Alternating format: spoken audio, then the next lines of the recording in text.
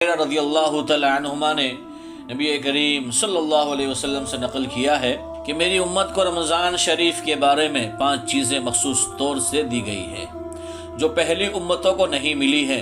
Number 1 یہ کہ ان کے منہ کی بدبو اللہ کے نزدیک مشک سے زیادہ پسندیدہ ہے۔ دوسرا یہ کہ ان کے لیے دریا کی مچھلیاں تک دعائیں کرتی ہیں اور افطار کے وقت تک کرتی رہتی ہیں۔ نمبر 3 جنت ہر روز ان کے لیے آراستہ کی جاتی ہے، یعنی کہ سجائی جاتی ہے۔ پھر حق تعالی شانہ فرماتے ہیں کہ قریب ہے کہ میرے نیک بندے دنیا کی مشقتیں اپنے اوپر سے پھینک کر تیری طرف آویں۔ نمبر 4 اس میں سرکش شیاطین قید کر دیے جاتے ہیں کہ وہ رمضان المبارک میں ان برائیوں کی طرف نہیں پہنچ سکتے جن کی طرف غیر رمضان میں پہنچ سکتے ہیں۔ نمبر 5 رمضان کی آخری رات میں روزے داروں کے لیے مغفرت کی جاتی ہے۔ صحابہ نے عرض کیا کہ یہ شب مغفرت شب قدر ہے؟ فرمایا نہیں، بلکہ دستور یہ ہے کہ مزدور کو کام ختم ہونے کے وقت مزدوری دے دی جاتی ہے۔ نبی کریم صلی اللہ علیہ وسلم نے اس حدیث پاک میں 5 خصوصیتیں ارشاد فرمائی ہیں جو اس امت کے لیے حق تعالی شانہ کی طرف سے مخصوص انعام ہوئی اور پہلی امت کے روزے داروں کو مرحمت نہیں ہوئی۔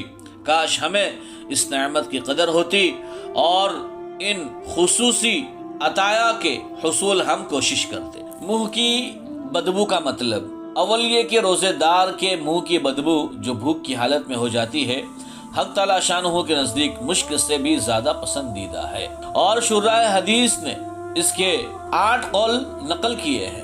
حق تعالی شانہ آخرت میں اس بدبو کا بدلہ اور ثواب خوشبو سے عطا فرمائیں گے جو مشک سے زیادہ عمدہ اور دماغ پرور ہوگی۔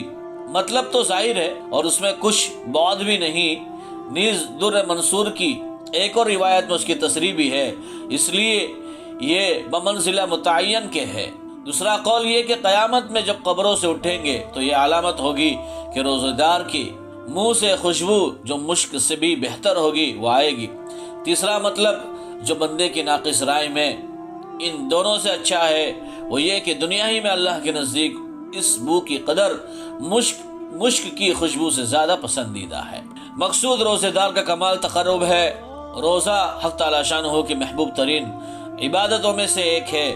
اسی وجہ سے ارشاد ہے کہ ہر نیک عمل کا بدلہ ملائکہ دیتے ہیں مگر روزے کا بدلہ میں خود عطا کرتا ہوں، اس لیے وہ خالص میرے لیے ہے۔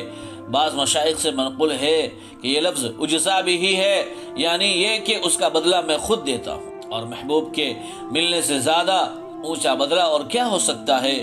ایک حدیث میں ارشاد ہے کہ ساری عبادتوں کا دروازہ روزہ ہے، یعنی روزے کی وجہ سے قلب منور ہو جاتا ہے جس کی وجہ سے ہر عبادت کی رغبت پیدا ہوتی ہے، مگر جب ہی کہ روزہ ہو، صرف بھوکا رہنا مراد نہیں۔ اللہ تعالی ہمیں رمضان المبارک کو اچھی طریقے سے استعمال کرنے کی اور اچھی طریقے سے گزارنے کی توفیق عطا فرمائے۔